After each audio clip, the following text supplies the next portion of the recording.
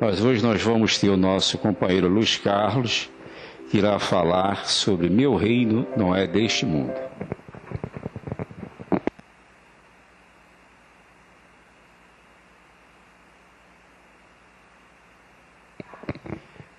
Um minutinho só. Antes de passarmos a palavra ao nosso irmão Luiz Carlos, desculpa, lembrarmos que as crianças até 10 anos ficarão com a nossa companheira Camila. Desculpa, hein? Desculpa, Luiz Carlos. Meus amigos e meus irmãos, boa noite. Que a paz do Divino Mestre nos envolva hoje e sempre. O nosso assunto desta noite é o capítulo 2 do Evangelho segundo o Espiritismo, que tem como título, como o irmão já disse, Meu Reino Não É Deste Mundo. É bom sempre lembrar, porque nós temos companheiros que, alguns possivelmente nem tiveram a oportunidade ainda de ler o Evangelho segundo o Espiritismo. De repente, conhece os Evangelhos como nós o conhecemos, de outros tempos, de outras religiões, até no nosso período de infância, em que tivemos aulas na religião que frequentávamos. Então é bom explicar que o Evangelho segundo o Espiritismo começa sempre com uma passagem do próprio Evangelho, escrito por um dos evangelistas. Este de hoje, por exemplo, a passagem é de João, capítulo 18, versículo 33, 36 e 37. E após o pequeno texto do Evangelho, vem uma parte explicativa dada por Allan Kardec em cima dos ensinamentos trazidos pelos Espíritos no Livro dos Espíritos. Ou seja, Kardec pega aquela palavra do evangelista que foi escrita há 2000 e poucos anos atrás, né? E transporta para os tempos atuais com uma visão que o Espiritismo veio trazer. Alguém pergunta, e por que o próprio Jesus não fez isso? Não colocou nesta visão que nós vamos ter agora? Simplesmente porque a humanidade não estava preparada para isso naquele momento. Nós hoje temos conhecimentos e foram necessários os conhecimentos e o avanço não só científico, mas também da moral do ser humano, muito diferente do tempo do Cristo, para os tempos de 1800, quando Kardec recebe a missão de trazer essas noções para nós. Por exemplo, uma coisa muito simples. Quem ia falar em magnetismo no tempo de Jesus? Estaria falando grego em terra de analfabeto. Então foi preciso que a humanidade caminhasse, e aí sim viesse através de Kardec, do Livro dos Espíritos, as explicações necessárias e que o mestre colocou veladamente em suas palavras. Aí sim, com a humanidade pronta, preparada, moral e cientificamente, receber a mensagem e entender o mecanismo que existe entre o mundo encarnado e os desencarnados. Com essas instruções, o Kardec, então, nos explica as passagens e aquela mensagem que o mestre traz através dos evangelistas. E sempre termina com uma instrução dos espíritos, de um ou mais espíritos que, naquela época e anterior a Kardec, já trouxeram mensagens que vêm complementar aquilo que o Kardec está dizendo. Hoje, por exemplo, Kardec nos fala da vida futura, da realeza de Jesus, do ponto de vista, e um espírito, que é uma rainha da França, nos traz a comprovação daquilo que Kardec colocou. Então, para começar, nós temos a passagem do Evangelho, que vocês vão me permitir ler, por favor. Pilatos, tendo entrado de novo no palácio e feito vir Jesus à sua presença, perguntou-lhe: És o rei dos judeus? Respondeu-lhe Jesus: meu reino não é deste mundo. Se o meu reino fosse deste mundo, a minha gente haveria de combater para impedir que eu caísse na mão dos judeus. Mas o meu reino ainda não é aqui. Disse-lhe então Pilatos: és, pois, rei? Jesus lhe responde: tu o dizes, sou rei. Não nasci e não vim a este mundo, senão para dar testemunho da verdade. Aquele que pertence à verdade, escuta a minha voz. Por essas palavras, nós percebemos que Jesus fala claramente que a nossa vida, nossa encarne, as nossas tribulações, essas diversas encarnações que nós temos, não vão terminar aqui. Como muitos pensam que a morte fecha a porta da vida e nada mais se tem depois, para uns materialistas, e para outros temos duas saídas só: o fogo do inferno, ou sofrimento eterno, ou então um céu de belezas, de bondade, de música e que ninguém faz mais nada. Ou seja, um céu contemplativo e inativo, em que estaríamos como, que assim dizendo, dormindo, ouvindo música e nada fazendo. Mas não é isso. Nós sabemos que não é isso. A vida futura deve ser a preocupação de todos nós. Porque isso aqui é passageiro. Isso aqui é um estágio. E alguém perguntaria: o que é que eu estou fazendo aqui? O que é que nós estamos fazendo aqui? Nós fomos criados puros, simples e ignorantes. E Deus nos deu o livre-arbítrio e nos colocou em um determinado plano físico para que o nosso espírito pudesse se desenvolver. E, evidentemente, como falíveis que somos, se a gente só acertasse, seria ótimo, né? Uma encarnação, 2, 3 no máximo, nós já estaríamos livres das reencarnações, estaríamos num plano superior com outra tarefa. Mas nós falhamos, nós erramos. E aí, aquele inferno e aquele céu já tomam uma nova direção. Para quem errou, Deus não dá um castigo infinito, um sofrimento eterno, e muito menos vamos imaginar a fornalha com caldeirão fervente, etc. É nada disso. O nosso sofrimento estará na nossa consciência, no nosso espírito. Deus existe na nossa consciência. O juízo final é a nossa consciência. Nós é que, depois que largarmos este corpo e despertarmos do outro lado, vamos fazer o nosso julgamento. Puxa vida, eu tinha isto e isto, que eu prometi fazer e eu não fiz. Muito pelo contrário. Eu trilhei para o outro lado. E aí, se alguém pensa que Deus vai dizer: bom, então, sofrimento eterno para você, não. Ele vai te abrir a porta. Ele vai mostrar a verdadeira justiça divina, que é o quê? Vai te deixar escolher se quer voltar aqui e, através das provas e expiações, você vai resgatar o mal que fez, trocando o mal pelo bem, trocando o ódio pelo amor, trocando o prejuízo pela caridade. Você prejudicou alguém? Agora você vai fazer a caridade. Mas esta vida futura, não foi entendida quando Jesus aqui chegou. Porque para os judeus, a vida terrena era o fim.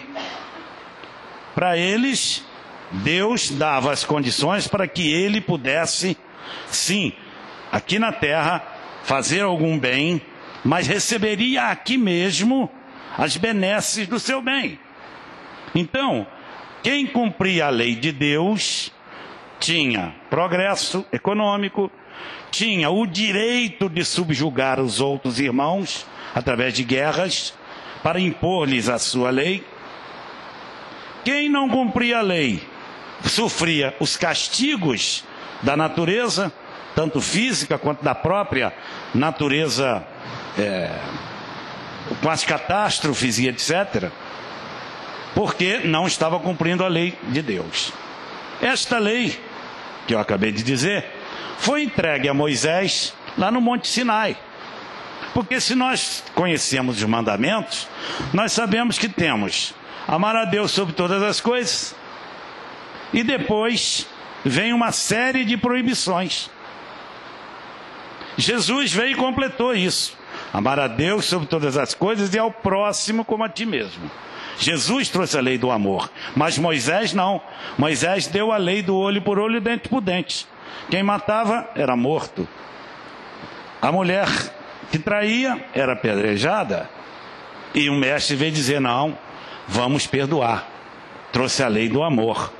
Porque para aquele povo liberto por Moisés do cativeiro, que eram pastores, eram pessoas puras e ignorantes, tinha que ser assim. E não só os 10 mandamentos foram trazidos por Moisés, como também outras leis físicas para disciplinar a vida daquele povo. E trouxe Moisés também a lei, trouxe uma esperança de que um dia o Pai Celestial mandaria o seu Filho, o Salvador, para resgatar todos aqueles que não estivessem no bom caminho. Muito bem. Os judeus tinham, sim, uma ideia de que alguns seres, para eles, foram beneficiados por Deus, porque eles acreditavam nos anjos. Eles sabiam que os anjos eram mais perfeitos do que os homens. A única coisa que eles não sabiam, e só depois Jesus veio trazer, é que todos nós podemos ser anjos um dia. Ou seja, nós podemos chegar a uma perfeição bem próxima do Pai. Como Jesus, que é um espírito que progrediu, que chegou num patamar muito superior a todos nós aqui na Terra. Na palestra dita na quarta-feira aqui pelo nosso irmão Frois, quarta não, segunda, nosso irmão Frois, ele disse que existe uma máquina que mede a aura das pessoas, quer dizer, o tamanho da nossa luminosidade, vamos assim dizer. E que descobriram, os cientistas ficaram impressionados, com um mineirinho que tinha lá para o lado de Uberaba, que tinha uma aura de 10 metros. Em volta dele tinha aquela luz de 10 metros. Por quê? Porque foi um espírito que doou sua vida só pelo amor, para a caridade, que era o Chico Xavier. Então, cada um de nós temos a nossa. E quanto mais nós caminhamos no bem, nós aumentamos essa aura e, evidentemente, elevamos nosso espírito. E um dia poderemos ser como Jesus. Jesus disse isso.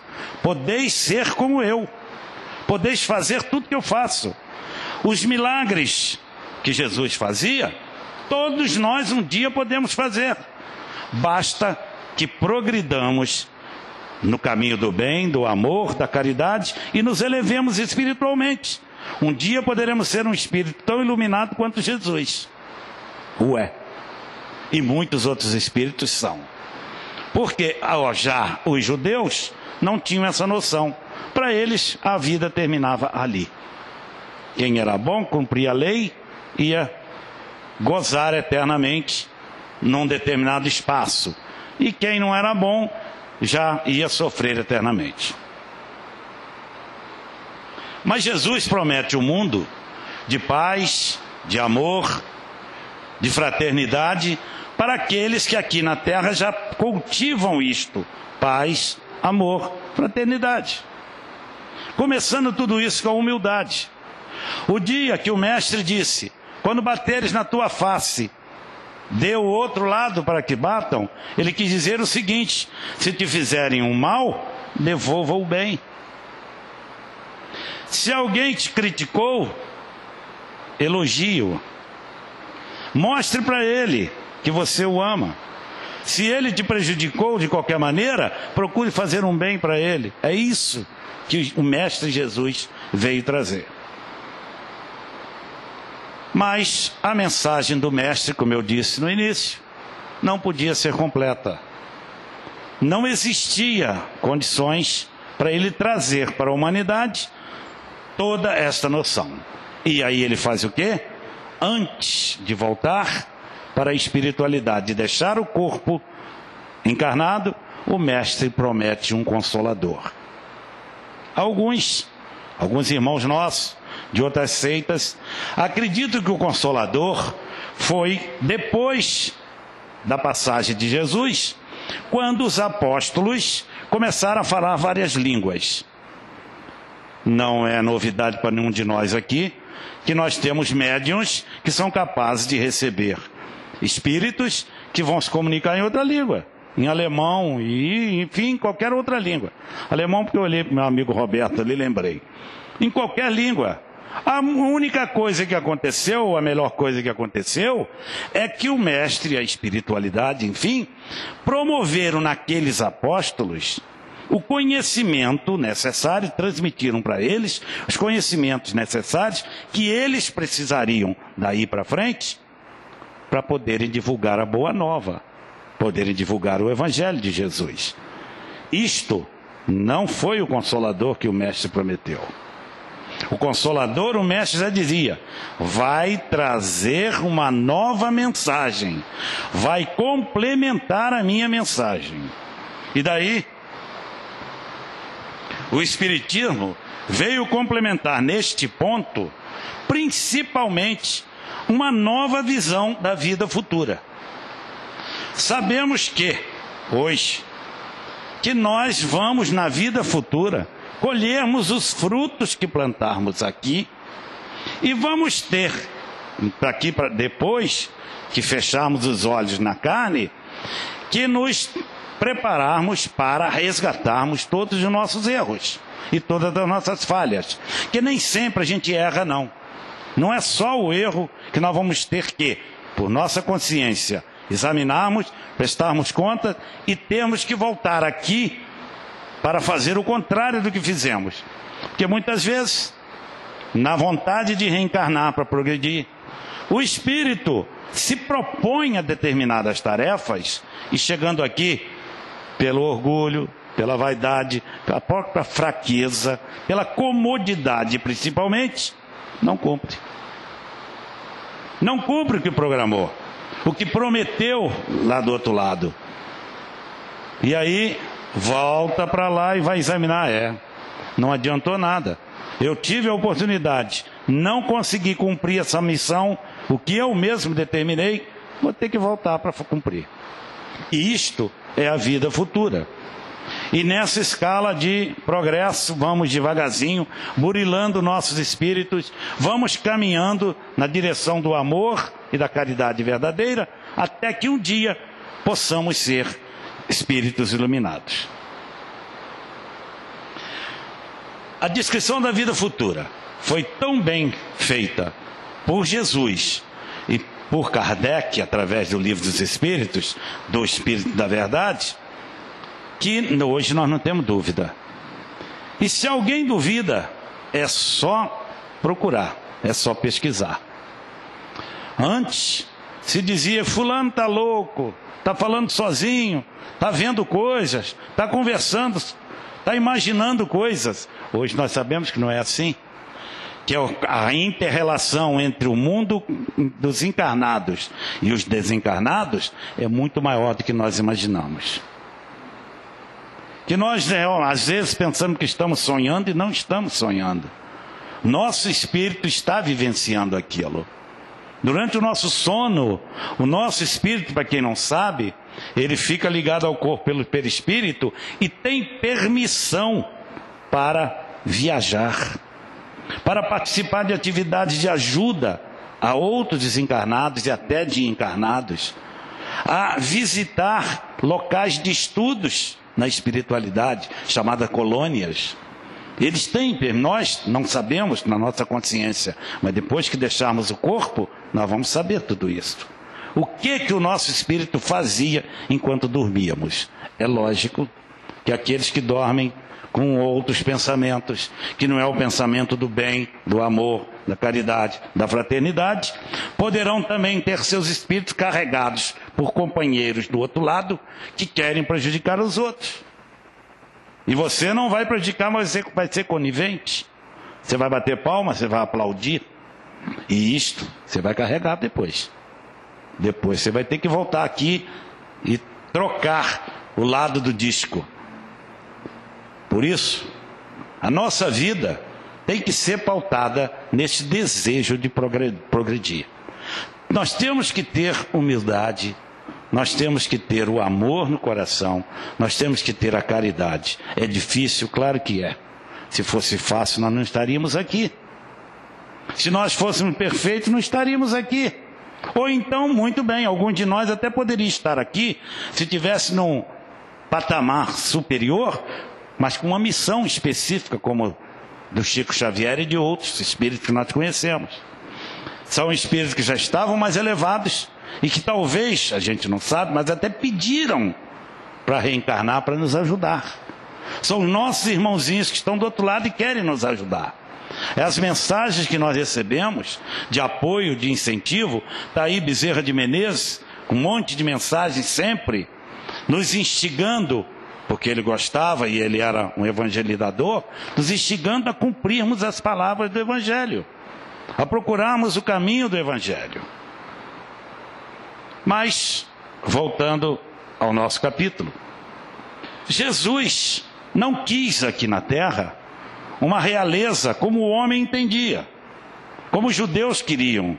Os judeus queriam um rei que nascesse com poder, com exércitos, para ajudá-los, porque eles já tinham essa noção lá de trás, a dominar o resto do mundo, a impor a lei mosaica, impor os princípios dos 10 mandamentos através da força. E Jesus, num trono resplandecente de ouro, com seus exércitos bem montados, que era o Salvador, era o rei dos judeus. E o mestre veio exatamente ao contrário. Ele veio nascendo numa manjedoura no meio dos animais, no meio de pastores, exatamente para mostrar que é dos humildes, não de materiais, mas humildes de coração, é que nasce o verdadeiro amor e que o verdadeiro amor progride. O orgulho, a vaidade não levam a lugar nenhum. Muito pelo contrário, acarreta uma conta negativa bem grande para a gente pagar depois. Jesus sabia, evidentemente, que a sua obra e suas lições um dia conquistariam o coração dos homens. E aí sim, para nós que conhecemos Jesus, para aqueles que conhecem o Evangelho, sabem que ele é um rei. Porque rei, nós aqui na terra dizemos, rei dos artistas, rei da música, rei da voz, rei da pintura, da escultura, alguém que se destacou naquela arte. E o Jesus, e o mestre, se destacou em quê? Na moral, no amor, na caridade, na fraternidade, não só falando, mas muito mais exemplificando. Mostrando para a gente que é possível sim. É possível receber um tapa numa face e dar a outra. Para o homem que já acredita nisso, que a vida futura depende exclusivamente das nossas ações na vida atual, nosso estágio será melhor ou pior na espiritualidade, de acordo com forem melhores ou piores nossas ações, atitudes, pensamentos, enfim, nosso progresso aqui. Aquele que já aceita isso, ele passa pelas vicissitudes, pelo sofrimento, pelo desespero, pelas dificuldades, com uma visão muito diferente daquele que não acredita. Por quê? Primeiro, porque nós que conhecemos a doutrina sabemos que nós só progredimos pelo sofrimento. A gente só se lembra de Deus no sofrimento. Quando está tudo bem, está tudo bem. Eu vou repetir uma historinha que alguém já ouviu aqui, um ponto de vista que eu tenho. Tem um aniversário. Canta-se parabéns, come-se bolo, doce, festa, música, alegria, pula-pula para a criança, enfim, tudo de bom, né? Raros são aqueles que fazem uma prece. Se lembram de Jesus, porque está tudo bem. Se lembram de Deus. Agora, quer ver uma coisa? Teve uma dor de barriga, caiu ali na rua, bateu no hospital, todo mundo chama todo mundo para rezar, vamos fazer missa, vamos rezar terço, vamos fazer novena e etc, etc. Todo mundo se lembra de Deus aonde? No sofrimento. Então é preciso que haja o sofrimento para que a gente também se lembre que a gente tem que progredir. Porque se isso aqui fosse tudo maravilhoso, ninguém se lembrava de Deus. Quando está tudo bem, é difícil dizer obrigado, meu Deus. Quando está tudo ruim, é muito fácil dizer, Senhor, tenha piedade de mim.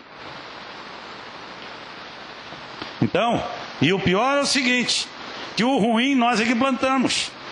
A gente coloca o caco de vidro no chão e pisa em cima. Se a gente jogasse pétalas de flores, pisaria na pétala de flor macia, pisaria no viludo, né? Mas não, a gente joga espinho. Quer jogar espinho nos outros, vai cair para mim. Vou jogar pedra para cima para a cabeça da minha irmã, a pedra vai e volta na minha cabeça. Não é? Mas a gente não tem ainda essa visão clara. Aqueles que têm, sim, passam pelo sofrimento entendendo que é para o bem. Entendendo que está aqui, passando pelo sofrimento para o seu próprio bem. Alguém diria assim, mas e a gente não pode aqui na Terra ter dinheiro, não pode assumir uma posição de destaque na sociedade, não pode ser um dirigente, um prefeito, dá um exemplo, presidente da República, até um rei, nos países que tem isso, é proibido por Deus? Não, Deus não proíbe os gozos terrenos, Ele proíbe e Ele condena aqueles que usam essas facilidades não para seu progresso, não para ajudar os outros, mas para prejuízo dos outros. É comum nós sabermos, por exemplo, que as pessoas que têm muito poder econômico dificilmente ajudam a quem não tem. Às vezes pisam, maltratam aqueles que têm pouco ou que não têm nada. Já quem tivesse bons recursos, e tem gente que o tem, e que divide, e que promove o auxílio à criança abandonada, que promove o auxílio aos velhos desamparados, que fundam hospitais, que bancam entidades de assistência social, evidentemente esses estão usando os recursos que Deus lhes deu para seu progresso. Estão se aproveitando dos recursos e estão se beneficiando deles no plano espiritual, diferentemente daqueles que fazem o contrário.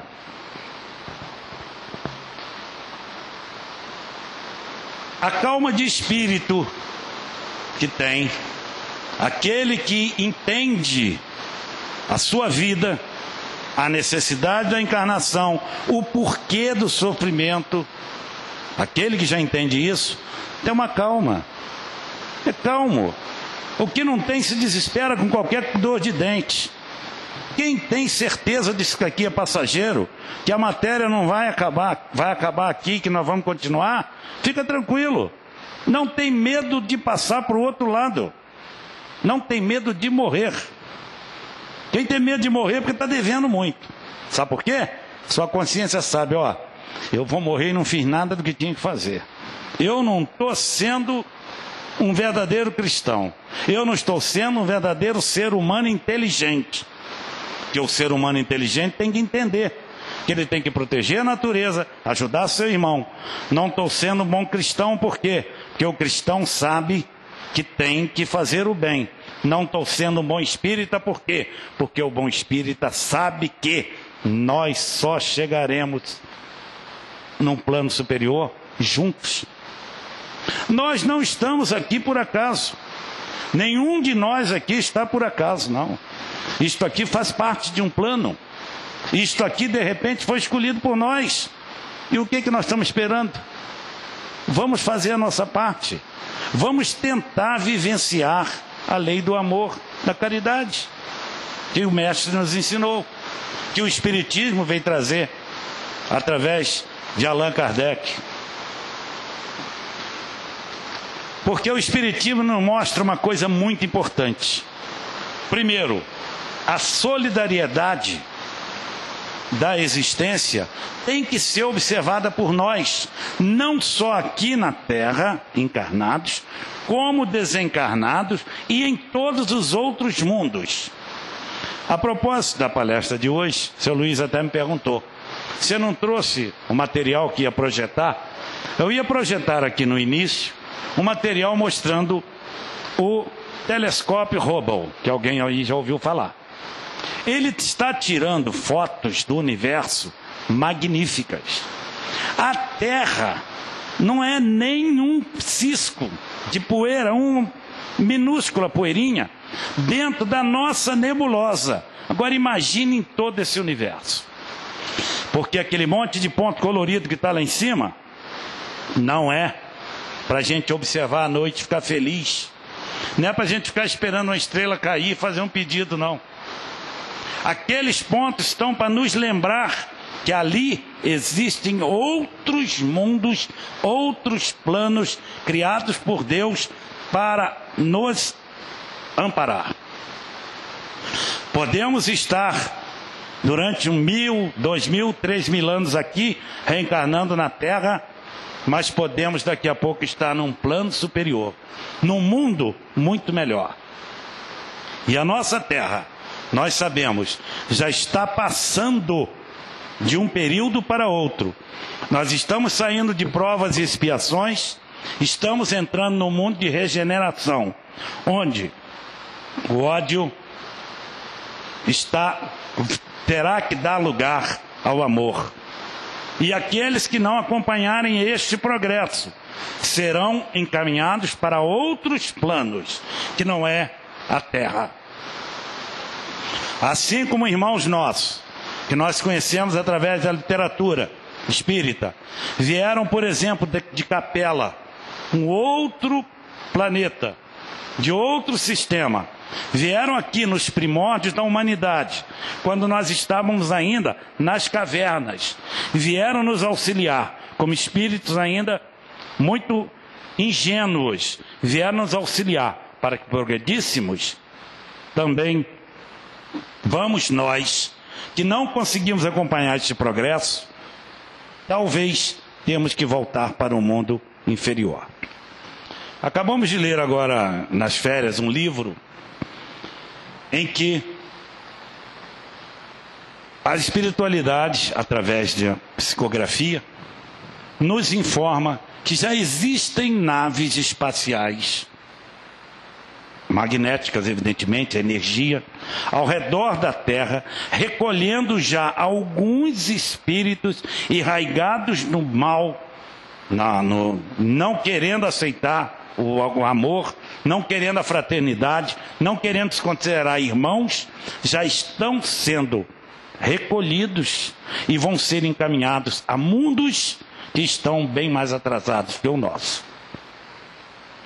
Mas também nós temos notícias de que muitos espíritos que passaram por aqui já estão num outro plano, num plano melhor, em algumas estações de tratamento, atuando no auxílio àqueles que saem daqui, ainda precisando de apoio, de compreensão, exatamente para saberem que só através do amor nós vamos chegar lá. E o capítulo termina, como eu falei no início, com a instrução dos espíritos, que é exatamente uma mensagem de uma rainha da França. Essa mensagem foi psicografada em 1863, em que ela diz o seguinte,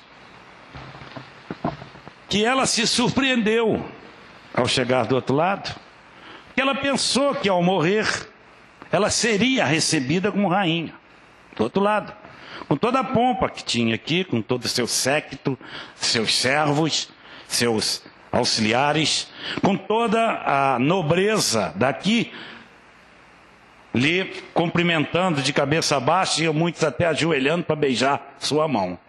Não. Ela se surpreendeu ao chegar lá e ver que aqueles mais simples que tinham no seu reino, a quem ela de repente julgava seres inferiores, estavam lá num plano muito superior a ela, muito acima. Por por causa do amor e da bondade que tinham, e ela, como rainha, não tinha. Ela ainda diz que a gente só se apercebe dos nossos erros, na maioria deles, depois que deixamos o corpo. Quando nós chegamos, como eu disse aqui, quando nós examinamos nossa vida através do nosso espírito, da nossa memória, é que a gente vai fazer o julgamento. E ela termina dizendo o seguinte: compadecei-vos dos que não ganharam o reino dos céus. Ajudai-os com as vossas preces, porquanto a prece aproxima do Altíssimo o homem, e é o traço de união entre o céu e a terra. Não o esqueçais. Por isso, meus irmãos, é muito importante que a gente faça prece, primeiro agradecendo a Deus.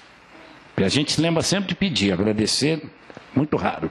A gente sempre já começa a prece pedindo. Agradecer pouco. Primeiro agradecer a Deus o que nós temos, até o sofrimento, porque esse sofrimento é benéfico para o nosso progresso. Depois, fazemos nossos pedidos pessoais, claro. Temos que pedir, porque o mestre disse: pedi e obtereis. Mas nem tudo que nós pedimos, vamos receber. Nós vamos pedir e receber o que merecemos e o que é melhor para nosso progresso. E, finalmente, pedir pelos outros, principalmente pelos espíritos desencarnados. Que a gente sempre se lembra de pedir pelos que sofrem do corpo e do espírito, nos hospitais, nas penitenciárias, etc. Mas a gente se esquece de pedir pelos que sofrem na espiritualidade, os desencarnados. Meus irmãos, o reino de Deus não é neste mundo. O reino de Deus é em nosso coração, em nossa consciência. Possamos nos lembrar sempre disso e caminharmos na direção do nosso progresso espiritual, amando e realizando a verdadeira caridade. Que a paz do Mestre nos envolva agora e sempre.